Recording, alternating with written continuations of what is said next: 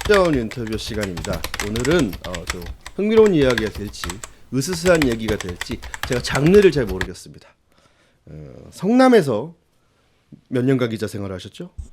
지금 한 30년 30년 가까이 기자 생활을 하신 이름만 들어도 대충 아시겠죠? 성남일보, 성남의 카르텔, 성남의 아수라 카르텔을 고발하시기 위해 뉴욕시를 찾아주신 성남일보 대표님 모동희 대표님 모셨습니다. 반갑습니다. 예, 반갑습니다. 뉴욕시 시청자 여러분들께 인사 한번. 예, 안녕하세요. 여기서 이렇게 뵙게 해서 반갑습니다. 대표님 나오신다고 해서 SNS상에서 반응이 좀 뜨거웠습니다. 드디어 뉴욕시를 나가시는구나. 뭐 고정을 시켜라 등등 얘기가 많았는데요. 어떻게 뉴욕시 나오실 결심 쉽지 않으셨을 텐데. 어쨌든 저는 지역에서 지역 언론을 하는 입장에서 지역에서 언론을 열심히 하는 것이 제가 하는 역할이고 또 중앙 언론은 중앙 언론의 역할이 있다고 저는 그렇게 생각을 하고요. 그런데 이재명 시장과 관련해서 이재명 시장 취임 이후 저희가 비판적 입장을 계속 견지를 했고 그리고 나서 최근에 이제 기소까지 됐지 않습니까? 네네. 그럼에도 불구하고 정치인이 저는 잘못할 수 있다고 봅니다. 그런데 제가 보는 이재명은 그런 부분에 대해서 진정 어린 사과가 없는 사람이다. 아하. 예, 이제 그런 측면에서 요청이 와서 고민하다가 제가 할 얘기가 있으면 하겠다 그렇게 나오게 됐습니다. 반갑습니다. 사실 이렇게 말씀하셨지만 제가 섭외하는데 애를 좀 먹었습니다. 그래도 용기 내어서 이렇게 나와주신 거 생방송인데 또 긴장되실 텐데 나와주신 거 긴장됩니다. 긴장되세요? 네. 아이 뭐 긴장하십니까? 그러면 긴장 풀기 위해서 옛날 얘기부터 좀 해보죠. 성남에는 원래 태어나서 거기서 사셨어요? 아닙니다. 저는 서울에서 학교를 다녔고요. 네. 여기 UBC 오니까 뒤에가 그 옛날에 인천고등학교. 아. 저희 광화문에서 옛날에 놀았죠. 그래서 광화문. 반가운 지역을 방문했습니다. 뭐 하고 노셨어요, 강화문에서? 뭐 학교 다니면서 놀았죠. 80년대. 아 그렇군요. 그럼 성남은 언제 가시게 됐어요? 성남은 제가 91년 10월 달서부터 기자 생활을 시작했고요. 들어가기 전에는 제가 그 학교 졸업하고 나서 빈민운동을 좀 했습니다. 아 빈민구제운동. 아니요, 빈민운동. 빈민운동. 빈민운동이 뭔가요? 지금은 좀 생소하지만 네네. 뭐 철거민, 노점상 뭐 이런 부분 있지 않습니까? 많죠. 80년대. 저도 산동네 살았습니다. 봉천동. 그래, 저희는 그래가지고 그 당시에 이제 이 봉천동, 사당동, 하월곡동, 제가 봉천동 출신입니다. 이제 그쪽에 이제 빈민 지역이 네네. 좀 많았지 않습니까? 많았죠. 엄청 많았죠. 저희는 이제 그 당시에 80년대 말에 지금 아시는 분은 민중교회라고 민중교회 운동이 좀 있었고 그 이후는 용어를 안 쓰는데 그 당시에 그래서 제가 교인이기도 하고 그래가지고 학교 졸업하고 나서 지역에서 그 지역운동 그래가지고 구로 시흥동 대동교회에서 제가 이제 그 일을 좀 하고 그랬었죠. 소위 말하는 달동네 이런 데만 다녔군요. 그쪽 부분에 있었고 그러면서 이제 제가 기독교 도시빈민선교협의회 간사를 맡아서 했습니다. 89년서부터 한 것 같은데 그러면서 90년대 초 정도에 사회선교협의회 WCC에서 지원해주는 에큐메니칼 활동가들 천주교 개신교 활동가들 6명씩 12명 6개월 동안 합숙을 해서 이제 지역에서 활동하던 사람을 모아서 이제 교육회가 다시 이제 재교육하는 부분인데 거기 이제 교육을 마치고 어디로 갈까 고민을 하다가 원래는 하월곡동이 이제 돌아가신 호병선 목사님이 이제 그쪽으로 좀 가려는데 여러 가지 성남 쪽에 있는 분들이 성남으로 와라. 그래서 성남으로 갔고 갈 때 이제 일단 그 당시에는 지금처럼 언론이 많이 이제 오픈돼 있지만 90년대 초반에도 언론이라는 게 되게 제한돼 있지 않습니까? 당연히요. 인터넷도 없고 언론도 몇 개 없고요. 그래서 일단은 지역을 하려면 언론이 좀 있는 게 중요하겠다. 그래서 들어갔는데 지역 이렇게, 신문사를. 그런데 이렇게 됐습니다. 지금까지. 되게 오래됐네요. 그럼 성남일보는 전통이. 아니죠. 저는 그 전에는 그 당시에 91년 10월에 일단은 성남신문이라는 주간 신문 다른 있었고 신문사였구나. 다른 데 몇 군데 있다가 현재 성남일보는 98년서부터 준비해서 2000년 7월 6일 창간을 해서 올해가 18년째 18년째 운영하고 있습니다. 오, 꽤 전통 있는 신문이네요. 오래됐습니다. 인터넷 초창기에. 그렇습니다. 지역에서 아마 지나간 얘기인데 이재명 시장이 그 당시에 제가 인터넷 그 당시에 이제 98, 99, 2000년도 들어가면 지금 인프라가 그렇게 안 돼 있잖아요. 네. 그 당시에 이제 저는 그 당시에는 이제 원고를 원고지에다 썼는데 종이에. 예, 네네. 컴퓨터는 가지고 이게 안 되더라고요. 그때 컴퓨터가 뭐 익숙하지 네, 않죠. 그렇게 했는데 그 당시에 이재명 시장 제가 이제 2000년도 정도 이걸 만든다 그러니까 그 당시에는 인터넷 신문이라는 게 뭐 그 효과 부분에 대해서 반신반의했지 않습니까? 그럼요. 인터넷 예. 신문이란 게 그런 용어도 없었죠. 그래서 이재명 시장 저보러 야 거지 말고 종이 신문 만들자. 아, 그런 그래요? 이제 제안도 있었습니다. 아, 이거를 그 이재명 지사하고 상의를 하셨다고요? 이거 만들 이걸 때? 아니고 저는 인터넷 신문 만드는데 이재명이 하지 말아라? 그 전사 여러 가지 얘기가 있는데 어쨌든 제가 이제 98년도에 그 전에 분당연합 신문을 정리를 하고 어느 순간 보니까 주간지로 가지고 있는 한계는 네. 인터넷으로 하면 이게 메리트가 있더라고요. 오. 그러니까 98년서부터 준비를 해서 잘하십니다. 성견지명이. 아니, 네. 근데 지금 얘기 듣다 보니까 그럼 98년도에도 이재명을 알았다는 얘기네요. 아셨다는 얘기네요. 그렇죠. 그러니까 제가 91년도 음. 10월 달에 지역에서 기자 생활을 하기 시작하면서부터 지역에서 돌아다니니까 이재명 시장을 만나기 시작했고 알게 됐고 그렇죠. 이제 그 이후로 취재원으로 처음 그럼 98년도에 만나신 건가요? 아니죠. 어떻게 이재명과의 인연, 역사 이런 거 이재명 시장과의 뭐 역사라기보다는 지역에서 나름대로 이재명 시장도 그 당시에는 지금의 모습이 아니라 나름대로 뭐 자칭 뭐 인권 변호사로 불리면서 자칭 인권 변호사. 지금 생각해보면 그렇다는 거죠. 이제 네. 그 당시에는 인권 변호사로 우리가 네, 네. 얘기가 됐었고 그러면서 취재원으로 만나기 시작했고 그런데 91년도에 지방자치제가 처음 시작됐지 않습니까? 네네. 4월달에 부분 실시됐죠. 이제 91년도에는. 근데 저희들이 이제 지역에 있으면서 아까도 제가 말씀드렸듯이 지역이 좀 중요하다. 중요하죠. 예, 지역이 바뀌어야 중앙이 바뀐다. 저는 그런 생각이 있거든요. 예, 그런 기조에서 지역에서 이제 고민하시는 분들이 지역 의회에 지방자치에 건전한 세력이 들어가야 된다. 그러기 위해서는 성남 지역에 그 당시에는 91년도나 2년, 3년 이런데 시민단체가 없었습니다. 하나도. 예, 그래서 시민단체를 하나 만들자. 그래서 논의를 거쳐서 94년도에 성남 시민 모임을 만들었고요. 성남 시민 모임이요. 예. 1994년도에. 예. 만들었고 저도 그 당시에 발기인으로 들어갔고 아하. 이재명 시장도 발기인으로 들어갔고 지금 이제 고인이 되신 친형 이재선에게서 또 발기인으로 참여했고 회원으로 활동했고 친형님이신 그렇습니다. 그러면 이재명 지사를 알게 된 시점과 이재선 씨를 알게 된 시점이 그렇죠, 같네요. 그렇죠. 비슷하죠. 오. 거기서는 어떤 일을 하는 시민단체였습니까? 그 성남 시민 모임은 현재는 이제 2006년도에 명칭이 바뀌어서 성남 참여자치 시민연대로 바뀌었는데요.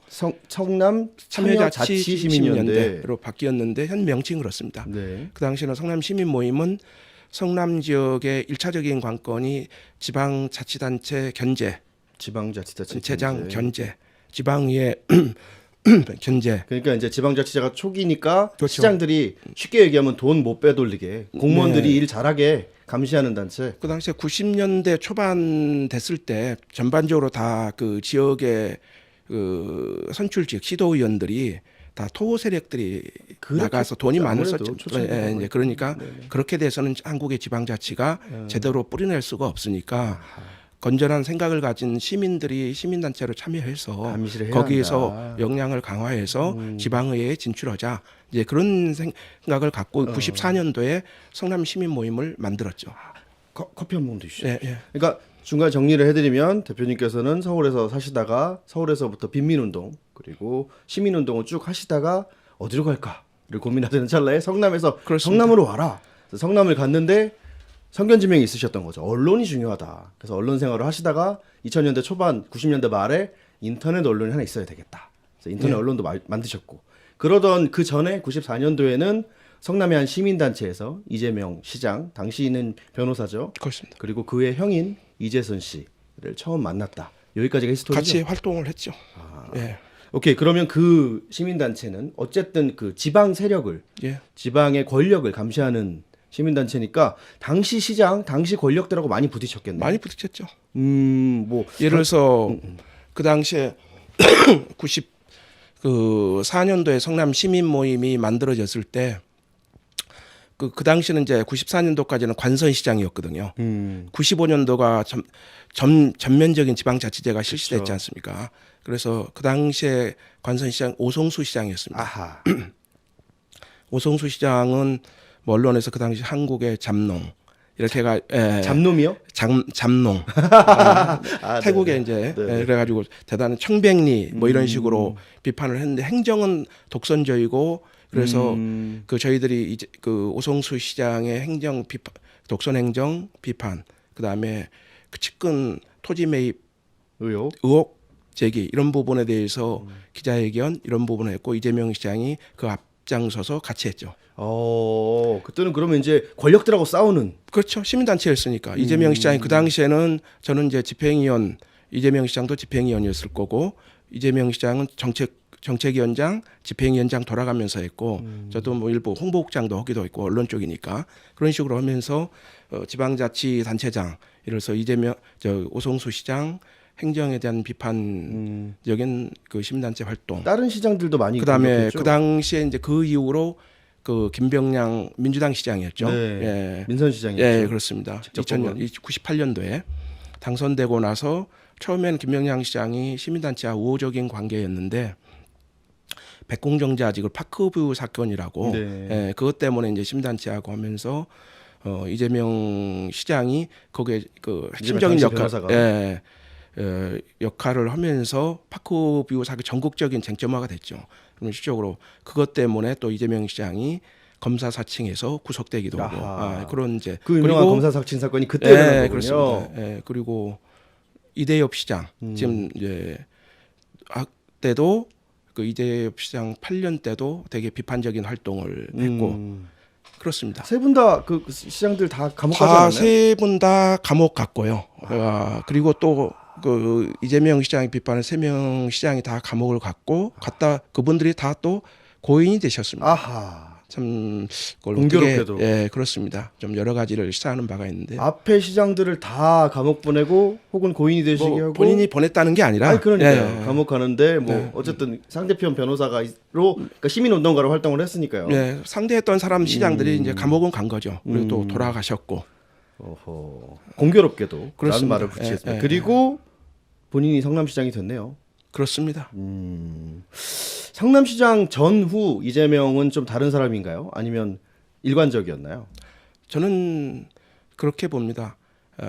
자기도 속였고 모두를 속인 게 아니냐. 아하. 왜냐하면 제가 이재명 시장의 8년 시정 지금 도의사는 이제 시작 단계니까 모르겠고 8년 시정을 지켜보는 입장에서는 이런 사람이었다 그런다면 제가 보기에는 저도 이재명 시장이 시장 되도록 하는데 그렇게 그 나름대로 협조하거나 그러지는 않았을 것이다. 근데 시장 되고 나니까 사람이 180도 달라지고 자기에 대한 비판 이런 부분을 일체 불어.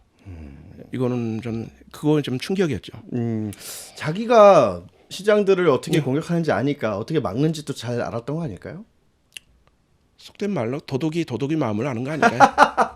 저길 어떻게 터는지 원래 그렇잖아요. 대표님 해커들을 그 남의 그 컴퓨터에 침투하는 해커들을 고용해서 보안업체 직원으로 쓰는 거잖아요. 잘 터는 걸 아니까 잘 막는 것도 아는 거죠. 그렇다는 얘기죠. 그렇다는 아니 이재명이 그랬다고는 안 했어요. 우리가 네, 그렇다는 겁니다. 시장이 여기 지금 방송 계속 나오시면서 제 귀에는 들리는데 지금 전화가 엄청 오고 있거든요. 진동이. 근데 꺼버릴까요? 아니 꺼둔 게 아니고 혹시나 야 너 지금 뭐 하는 거야? 막 뭐 이런 외압 전화나 이런 건 아니에요?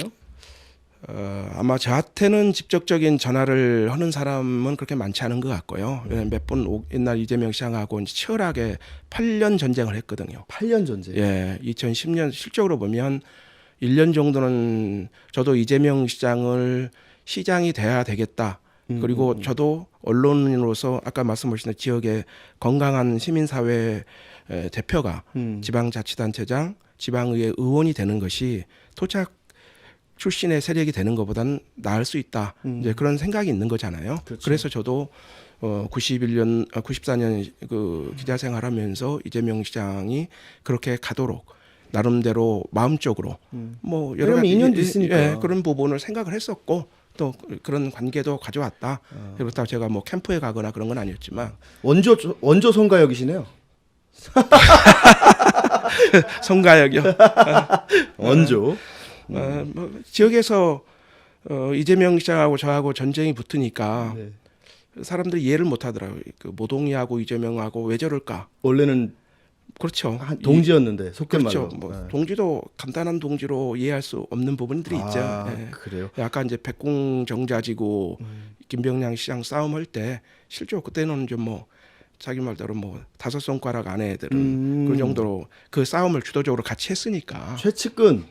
뭐 측근이라기보다는 그 사안에 대해서는 동의하고 그러니까 저는 아닌 건 아닌 거다. 언론은 언론이지만 언론이 이제 지역 사안에 대해서 또 기사로도 쓸 수 있지만 당연하죠. 실천도 할 수 있는 거 아니잖아요. 정당 행위가 아니기 때문에. 참 언론이십니다. 그건 아닌 것 같고요. 뉴스 정신하고 일치한다고 저는 생각하는데, 자, 어떻게 언론을 아까 뭐랄까 탄압했다고 그랬잖아요. 예. 그러니까 속된 말로 까는 소리 못하게 자기 까면 차단하고 네. 어떻게 언론을 막았습니까? 입에 재갈을 물렸습니까? 저는 이재명 시장의 가장 언론관 부분이 상당히 심각한 문제가 있다. 언론관. 왜냐하면 이재명 시장은 자기가 시민운동을 하면서 옛날 대장동 조유소 운동, 파크 오브 유 이렇게 하면서 언론과의 만남을 통해서 언론의 생리를 터득했다. 전 그런 생각이 듭니다. 그러면서 그러면 어떻게 통제해야 되는지도 아는 거죠. 친구비라든가 뭐 예, 지금도 예. 잘하고 있지 않습니까? 그래서 저는 시장이 되고 나서 그 당시에는 좀 비판적 입장이었죠. 이 시장 이재명 당 시장이죠. 이제 시장에 대해서 당선되고 나서 뭐 비판하거나 어떤 지켜보고 잘 되기를 어쨌든 저도 마음속으로 잘 되기를 바랐던 사람이었으니까. 성남이 잘 돼야 되는 거니까. 또 잘 될 거다. 시민운동가가 됐으니까.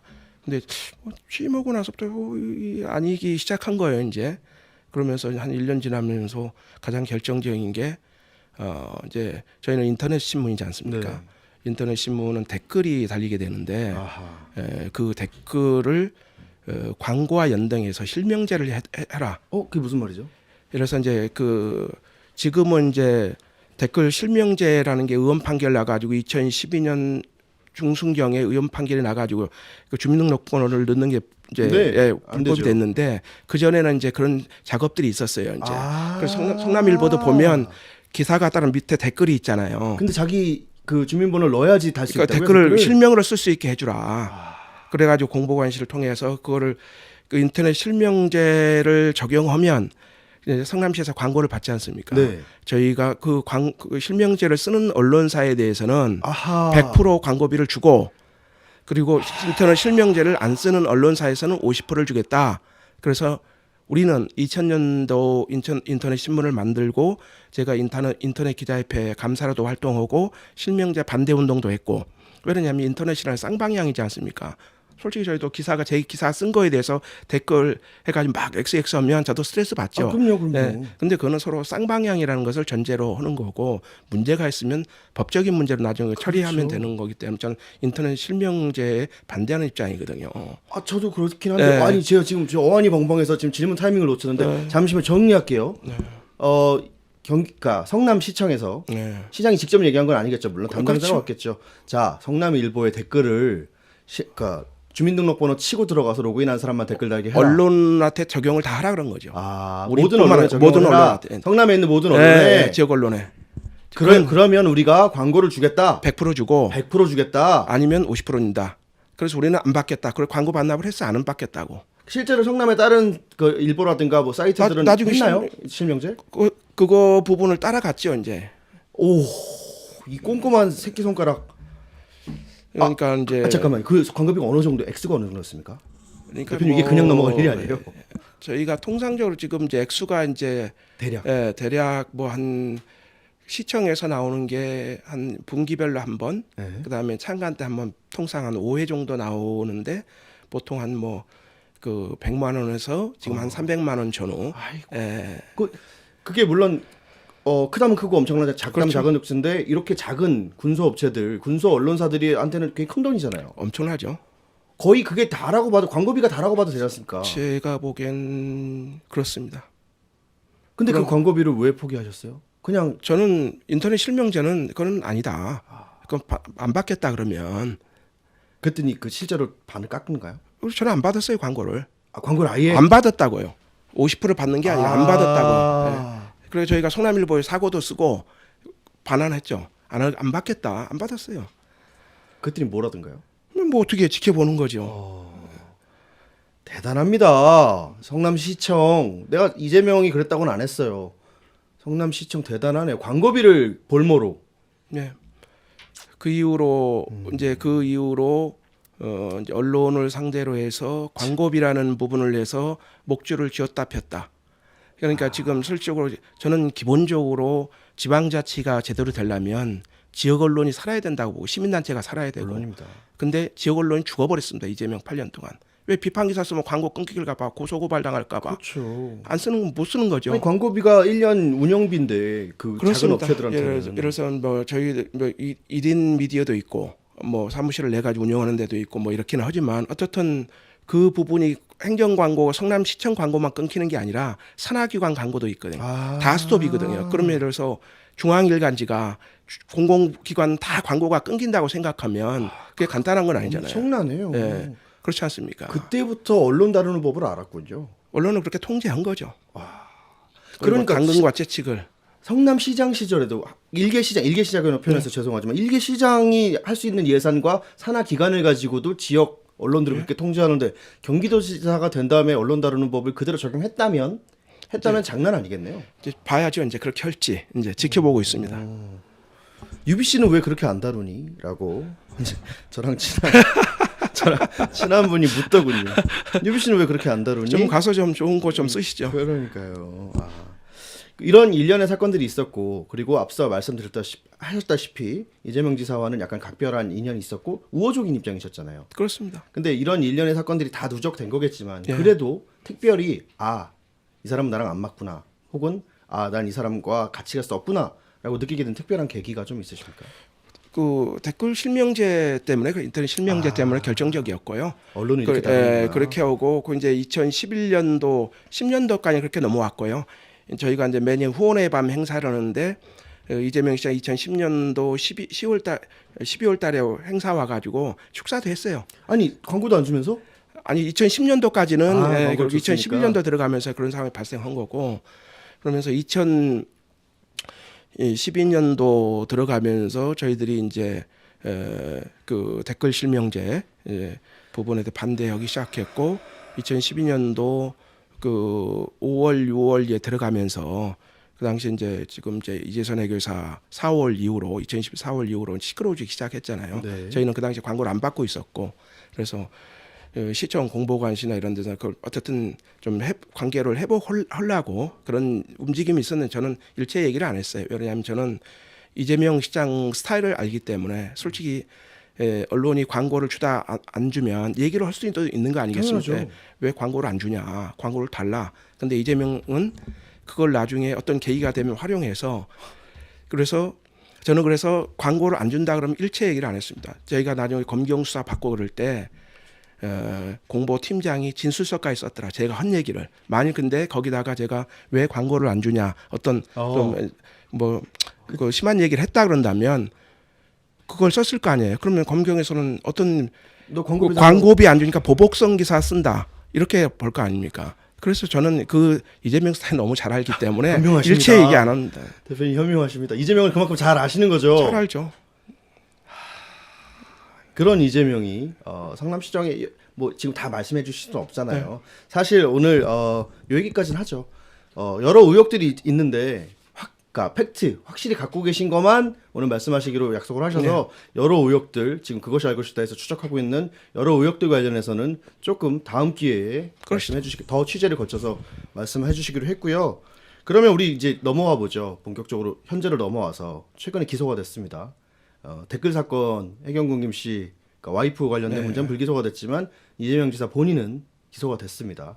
특히나 형님 강제 입원 이건 납치 감금이라고 장신중 사장님께서는 표현하셨는데 이 문제에 관련해서 기소가 됐습니다. 일단 그 처음에 그 기소됐다는 얘기를 듣고 소감이랄까요? 기분이 어떠셨어요?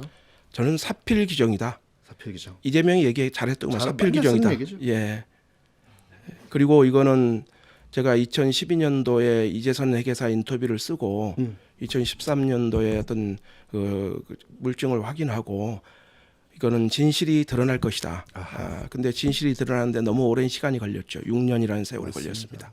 예. 그 아까 처음에 말씀하셨다시피 이재명을 알게 된 시기와 그의 형 이재선 씨를 알게 된 시점이 거의 유사하잖아요. 네, 비슷합니다. 그러니까 이재선 씨도 되게 오래 보신 회계사 거잖아요. 했으니까요. 예. 그러니까 성남일보에 이재선 그 씨 돌아가신 고 이재선 씨의 기사를 3회에 걸쳐서 연재하신 적도 있죠. 2012년 8월부터 9월 사이에 3회에 걸쳐서 저희가 특집 인제를- 기사를 내셨는데 특집은 아니고 인터뷰. 그 당시에는 이 내용은 이제 그 2012년 저도 아까 말씀 이재명 시장이 시장 되거나 왜 저러지 그렇게 하기 그 시작했고 2011년서부터 저는 이제 비판적인 입장을 견지하기 시작했고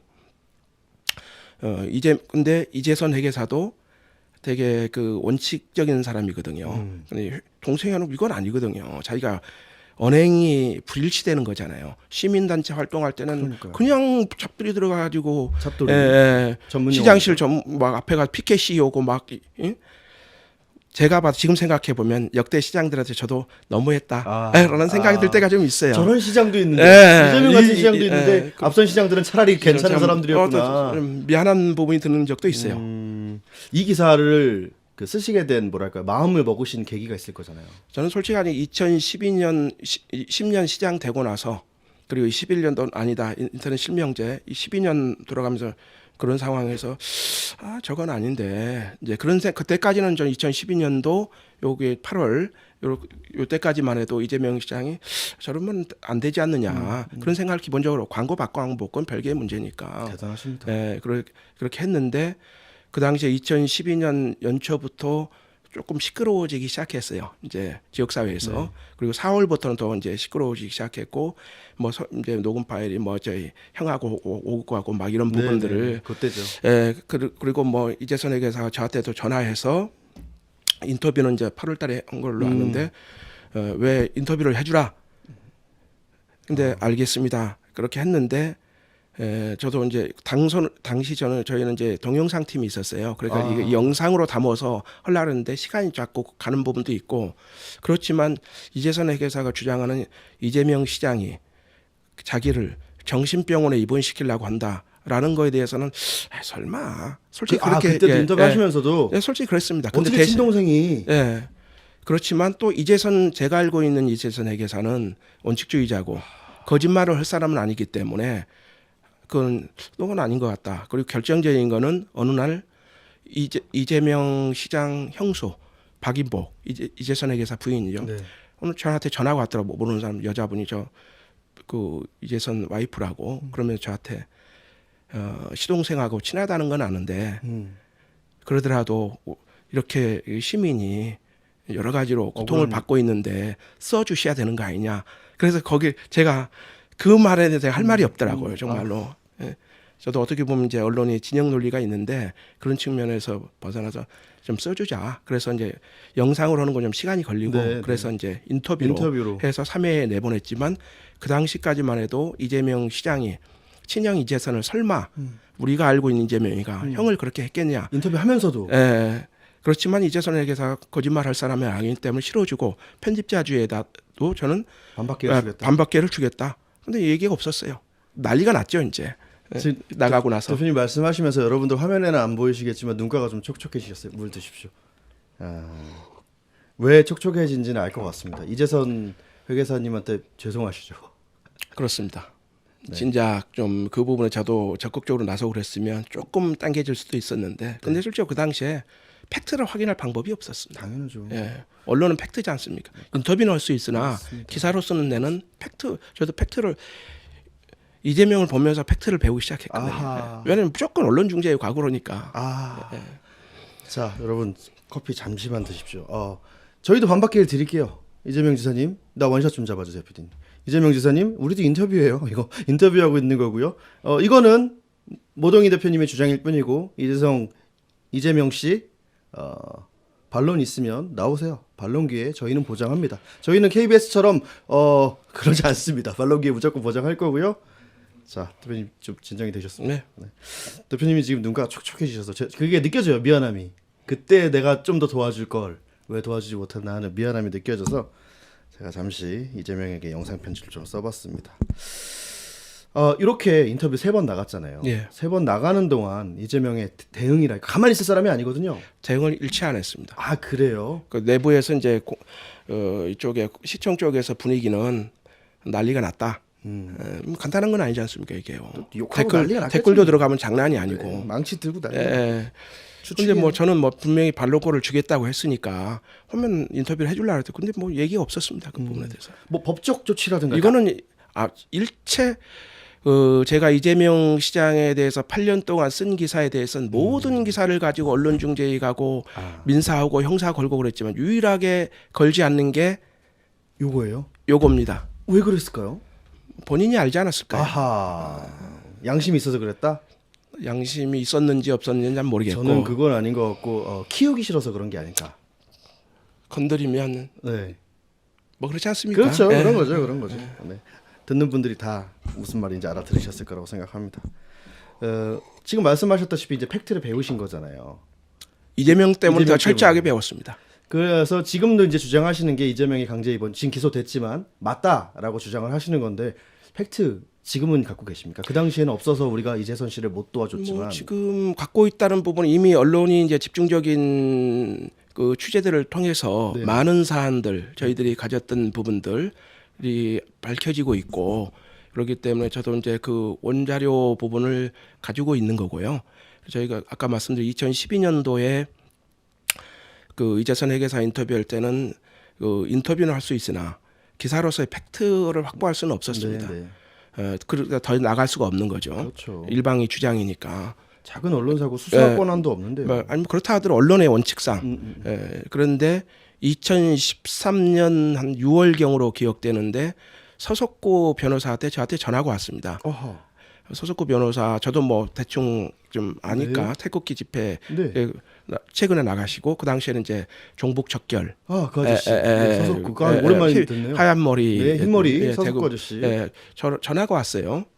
그 당시 2013년도가 6월경 되면 지방선거 1년을 앞두고 이제 보수단체 쪽에서 그 종북 척결 그래가 박원순 이재명 이렇게 해가지고 이제 박원순이 여자인 줄 알고 박원순 내년 나와라 뭐 이랬다 아니에요. 하여튼 뭐 그렇게 보수단체 쪽에서 이제 그렇게 하고 있는 네. 입장에서 이제 그분은 이제 그 보수적인 생각을 가지고 계신 분이니까 그래서 저희가 그 신문에다가 그 이재명 종북 세력이다라는 부분 그다음에 또 하나는 형을 정신병원 입원시켰다 이런 주장을 했다는 거 이제 글을 올렸다는 거. 근데 이재명 시장이 대한 변호사협회에 허위 사실을 했으니까 제명시켜주라. 그러면서 이제 제명 요청서를 넣은 거예요 이재명 시장이. 서석구를 잘라달라. 사실이 아니라. 그러니까 서석구는 우리 이거 인터뷰를 보고 인용했을 거 아니에요. 그래서 저한테 전화 와서 그 이재명 시장이 형을 정신병원으로 입원시키려고 온 게 사실이냐? 그래서 제가 글쎄 그 형이 주장하는 건 팩트 그렇다. 맞고 우리가 보도한 건 맞다. 근데 팩트가 없다. 그걸 입증할. 그러니까 서석구 변호사가 저보러 뭐 공무원 진술서도 있고 소견서도 있고 다 있다는 거예요. 자기 확보한 증거가 있다. 그래서 팩스로 보내줘 보세요. 그랬더니 팩스로 보낼 양은 택배로 보내주겠습니다. 팩스로 보낼 양이 아니다. 그래서 보니까 이만큼 왔더라고. 거기에 최근에 이제 그 언론에서 보도된 공무원들의 진술서, 소견서, 민원 회신. 그러니까 그걸 집중적으로 제가 다 취재를 했습니다. KBS에 나왔던 거, 이재서에 나왔던 거. 그렇죠, 그렇습니다. 그래서 그걸 보고 저는 이게 100% 사실이다. 확신을 하게 됐죠. 근데 그 당시에 저희 쪽에서 쓰지 않은 이유는 저는 지역 언론이잖아요. 네. 그 저는 언론의 역할론이라고 말씀드렸잖아요. 지역 언론이 담당해야 될 부분이 있고 또 중앙 언론이 해야 될 이게 이런 역할이 있다고 보거든요. 근데 그 건을 저희가 쑥 써버리면 나중에 이제 언론의 특성상 또 안 받지 그런 것도 이거는 어느 순간에 가서는 규명이 돼야 되는 문제다. 그래서 그 당시에 그렇게 하면서 계속적으로 서석구 변호사 그 자료 입수하고 나서 현재 이제 최근에 이제 그 방송에 그 신문에 나오고 있는 박정호 부시장, 그 보건소장 이렇게 다 멘트 확인 취재도 하고 그랬었죠. 이제 그런 진행이 되고 있었습니다. 서석구 아저씨가 다 알고 있었구나. 그러면 서석구 변호사가 알 정도면 대한변협에 있는 사람들은 대부분 알았다고 봐도 되네요. 글쎄요, 그건 개인 송사니까 개인 송사니까 서석구 변호사가 나한테 보내준 거고 서석구 변호사 그거에 어떤 의미인지는 모르는 거고 기자 입장에서 봤을 때는 이건 확실한 딱 물증이죠. 5, 6년 동안 그럼 이게 진작 터질 수 있었던 걸 5, 6년 동안 못 터지고 있었던 거네요. 못 터진 게 아니라 문제 제기가 있었죠. 왜냐하면 2014년도에 저희가 2012년도에 이게 저희가 단독 보도를 했지 않습니까? 그리고 나서 2014년도에 지방선거가 있었지 않습니까? 지방선거가. 네. 그래서 그 성남 지역에 있는 성남 시민사회단체 협의회가 2014년 5월 30일 날 국회 정론관에서 이 내용을 기자회견을 했어요. 기자들한테 다 보여줬어요. 근데 어느 언론도 안 받았습니다. 그리고 저희들은 보도했죠 물론. 그리고 저희가 이제 선거 2014년 6월 며칠인가 며칠 앞두고 형수 인터뷰 동영상 인터뷰도 했고 그렇게 그 시민사회단체에서는 안 받아주니까 2015년도에 그 인권위원회에다가 이걸 진정을 했습니다. 이만큼 자료를 만들어 이걸 밝혀주라 인권 문제니까. 그렇죠. 이건 인권 문제죠. 근데 인권위에서도 그냥 무시해버리더라고요. 왜 그럴까? 예. 중앙 언론까지 손이 뻗어 있었던 건가? 그리고 그런 상황이 나왔기 때문에 마지막 할 수 있는 부분들이 이제 그것을 진실을 알고 있는 부분들이 고발, 당사자 고소. 있지 않습니까? 근데 그 당시에 고소 고발을 하면 뭐 지역 사회에서 이재명과 관련 이상하게 이게 나와서 그때 해버리면 혐의 없으면 돼버리면 그래서 저희들이 이제 그걸 이제 지켜봤던 거죠. 어떻게 보면 이상합니다. 어떻게 이재명 여기만 어딘가로 가면 그냥 흩어져 버리고 재 날리듯이 날아가 버리고 이랬던 시절이네요. 그렇습니다. 이명박근혜 시절에도 그런 문제 제기가 있었던 거네요. 있긴 당연하죠. 이재명은 그러거든요. 이명박근혜 시절에서도 이게 문제가 안 됐는데 왜 문재인 정권에 와서 나한테 이렇게 문제가 되냐. 지역에서 문제가 있었죠. 언론도 문제 제기했고 시민단체도 했고 형수도 문제 제기. 그게 문제 제기 아니면 그럼 뭐 사법 뭐 국정원이 나서야 문제 제기합니까? 그건 아니지 않습니까? 맞습니다. 언론이 제가 보기에는 이재명 시장을 이 실체에 대해서 접근하지 외면했거나 진보 쪽은 진영 논리에 의해서 그냥 눈 감아 버렸고 보수 쪽에서는 알고는 있었지만 어떤 측면에서 보면 뭐 이렇게 지켜본 게 아니었느냐 일부 부분은 그런 생각이 좀 듭니다. 언론 그 지역 언론 성남일보를 비롯한 지역의 일부 언론, 그러니까 시민단체들은 막 으쌰으쌰했지만 이거를 중앙 언론에서는 전혀 무시했죠. 뭐 인터뷰를 한다거나 뭐 이런 거 없었습니까? 없었습니다. KBS나 뭐 조중동이나 한겨레나 오마이나 없었습니다. 제가 오직했으면 그 미디어 오늘 저희가 이제 이재명 시장과 송사를 다투는 부분이 있었는데요. 그 하도 어이없게 써서 항의를 했어요. 미디어 오늘에. 예, 기자한테 당신들 담당 기자하고 통하면서 왜 이재명 일방 얘기만 쓰냐? 내 입장도 달아줘야 성남일보 입장도 달아줘야 될 거 아니냐? 그랬더니 뭐라고 합니까? 뭐 어쨌든 미안하다 그래서 더 이상 문제 삼기지는 않았는데 하다못해 미디어 오늘도 그런 상황이었으니까 오마이뉴스야 뭐 제가 보기에는 이재명 시장 비판 기사를 8년 동안 시장과 관련 몇 곡지나 했는지 저도 시민 기자로 참여하고 그랬었습니다만 좀 실망스럽죠. 실망스럽다는 표현은 굉장히 점잖으신 표현 같습니다. 이 이재명 지사의 형님 납치, 강제 입원 이 사건의 본질은 뭐라고 보십니까? 납치는 아니고요. 강제 입원 납치하려고 했죠, 앰뷸런스로. 뭐 그거는 이제 나중에 이제 밝혀진 거죠. 어쨌든 정신병원 강제 이재명과 관련된 부분은 강제 입원 시도. 저는 이건 인권 범죄다. 인권 범죄. 중대한 인권 범죄다. 그리고 단순하게 개인이 한 범죄가 아니라 100만 성남시장이라는 엄청난 권한을 가지고 있는 시장이 그 부분을 한다 그랬을 때 만일 더 큰 권한을 가지고 있었을 경우에 국민들이 예를 들어서 그런 사태가 어떤 부분일까 생각하면 영화 아시잖아요. 아수라가 생각납니다. 이 8년 성남 그러니까 경기도지사 하는 시절은 빼고 그 전에 뭐 인권 변호사라고 자칭하던 시절 빼고 성남시장 8년 동안 요런 말도 안 되는 일들이 요것뿐이겠습니까? 엄청났죠. 말씀 못 하시는 게 더 많잖아요. 그리고 나중에 말씀해 주실 게 더 많잖아요. 요런 문제가 이렇게 은폐되고 언론이 물론 안 써주고 이랬지만 이런 이유가 뭐라고 보십니까? 아까도 말씀드렸잖아요. 어떤 지방자치가 발전하기 위해선 두 개의 큰 축이 지역에서 움직여야 된다고 봅니다. 일단은 건강한 지역 언론이 작동이 돼야 되고요.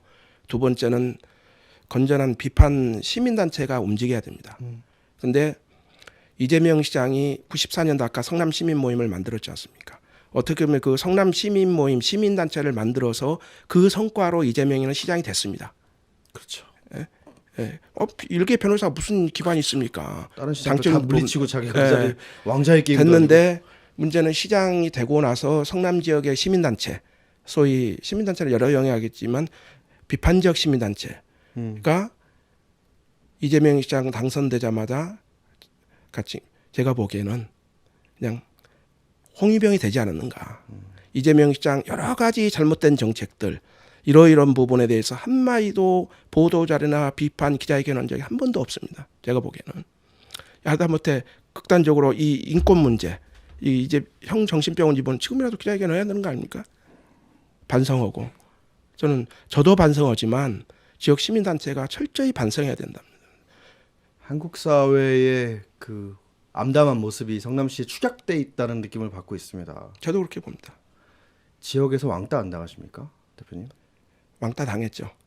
어떻게 어떤 식으로 왕따를 시키죠? 왕따 당했다기보다는 그 저는 뭐 제가 뭐 이제 친소 관계는 그렇지만 제가 이제 그 어떤 철학이나 이런 거는 제가 뭐 보수는 아니거든요. 네. 예.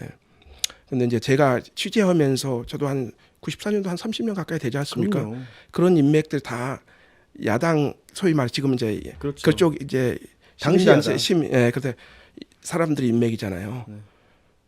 근데 그 사람들이 저를 만나기 부담스러워하는 거예요. 아, 역대 시장들은 오송수, 김병량, 이대엽 때 저도 비판 기사 많이 썼습니다. 의혹 툭하면 툭고 지금 생각하면 야 무식하게 기사 썼다 그런 생각이 들어요. 이재명과 비교해 보면. 근데 그 시장들 한 번도 저한테 어디 언론 중재나 가본 적 검경에 가본 적이 없어. 언론 중재 가본 적 기자 생활하면서. 근데 이제 그 제가 이제 비판적 입장으로 돌아서니까는 예를 들어서 이제 누구를 만난다. 그러면 그 사람한테 전화가 가지고 왜 모동이를 만났냐. 그게 이게 이제 전국이면 이슈가 안 되잖아요. 그렇죠. 동네잖아요. 그렇죠. 그게 한 사람 두 사람 하고 저를 표적으로 해서 고소고발을 하고 끌어버리 광고 중단해버리고 그러니까 여러 사람을 두드리는 것보다는 한 사람을 표적으로 삼는 게 가장 좋은 거거든요. 본보기로. 이제 그런 부분에 대해서 그래서 8년 동안은 제가 왜 사람들 필요한 사람 외에는 또 제가 그냥 제 생각을 했죠. 왜냐하면 그 사람들한테 피해를 줄 필요가 없으니까. 가족분들은 뭐라고 해서 이렇게 가장이 밖에 나가서 거대 권력인 이재명과 싸우고 있는 거잖아요. 그 당시에는 어쨌든 이재명 시장이 지난번 대선 나가기 전까지도 제가 뭐 한국당이다. 이재명은 제가 국정원에서 돈을 받는다. 예.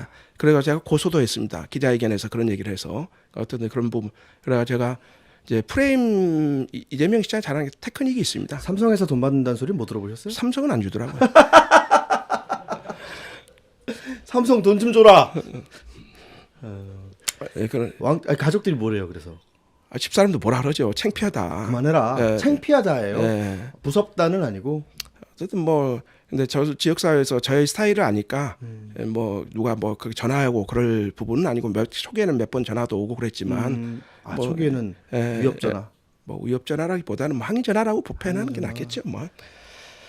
근데 그 당시 그렇게... 지금 생각해 보면 그 사실인지 아닌지 모르면 그 SBS에서 조직 조폭과의 그거 생각해 보니까 그 뒤가 좀 짜하더라고요. 그러니까요. 예. 그때 그냥 그러니까 악성 항인 줄 알았던 게 약간 지금 생각하면 섬뜩하실 수도 있겠네요. 저는 그거는 정말 이재명 시장을 잘 아는 한 사람으로서 뭐 그렇게 되지 않을 거라고 보는데 그런 얘기가 나온다는 것 자체가 좀 충격이었습니다. 덜 속으셨네 아직.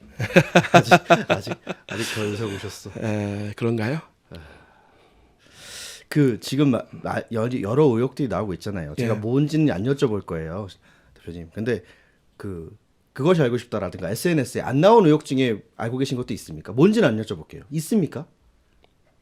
글쎄 뭐 뭔지 모르겠지만 그 비자인 카드가 있어야 되지 않겠어요? 오케이. 제가 어떻게든 캐내도록 하겠습니다. 성남일보는 지금 현재 어떻게 운영되고 있습니까? 그러면 그 30년 동안 어떻게 어렵죠. 운영하셨습니까? 8년 동안 실제로 거의 8년 동안 광고를 못 받았다고 그러니까요. 살아있는 게 제가 보기에는 좀 신기하지 않을까? 제가 들어가 봤는데 아무 광고가 거의 없더라고요. 네. 무슨 뭐 말도 안 되는 말도 안 된다고 하면 그 광고주한테 실례겠구나. 그러니까 내게 뭐랄까요? 가난해 보이는 게 이렇게 표현해서 죄송합니다. 가난합니다. 어떻게 운영을 하고 계십니까? 또 지역 언론이 해야 될 역할, 또 저도 이제 한 30년 정도 하니까 어쨌든 뭐, 그 사명감이랄까요? 예, 그런 부분을 가지고 하는 거죠. 예. 성남일보에 이재명이라는 섹션도 있죠.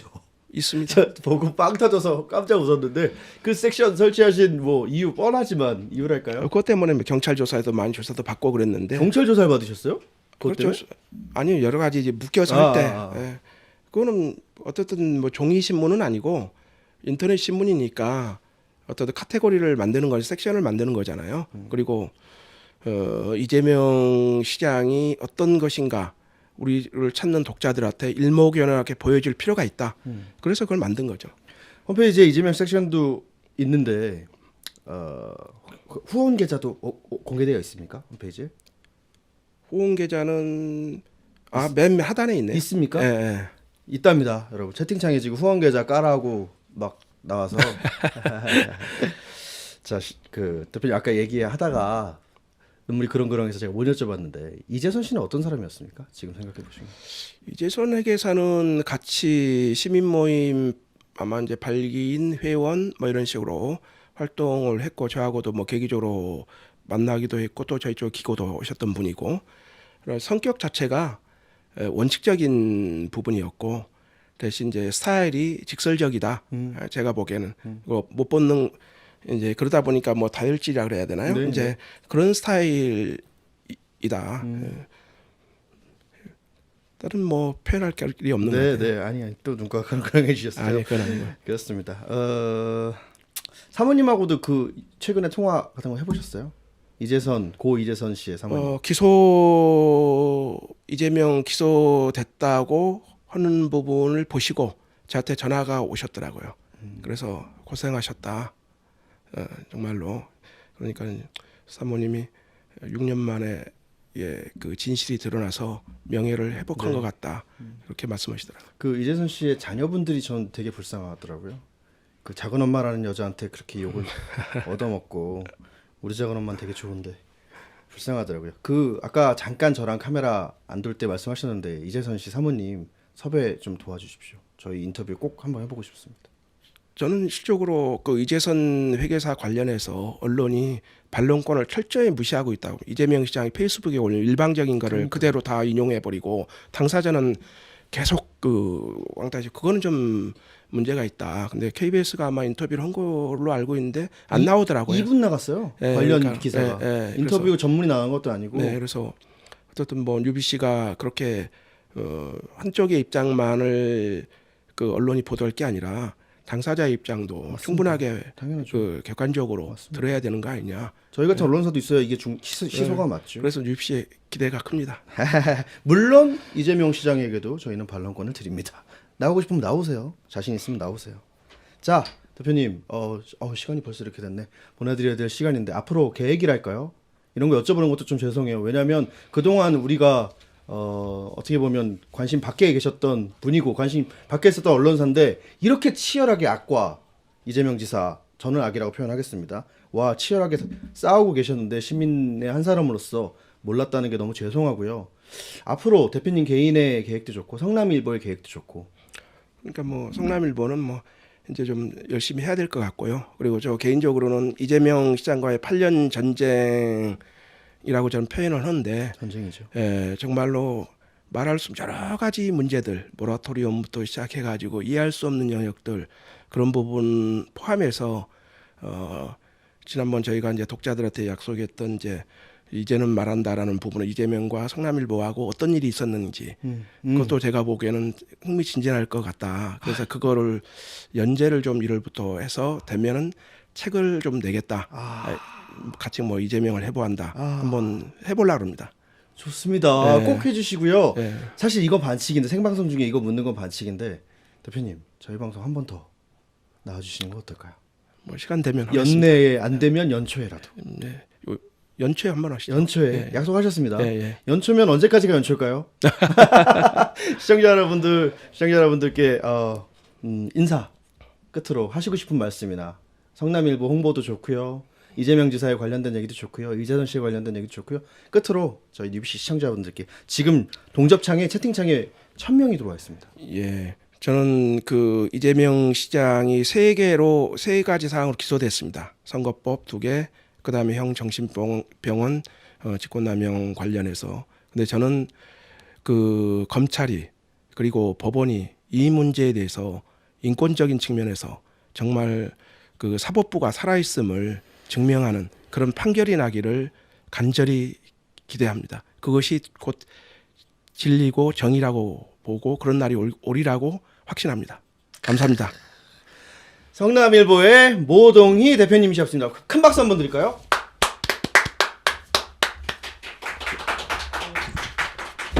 대표님 감사합니다. 잘 끝났는지 모르겠네. 잘 끝났습니다.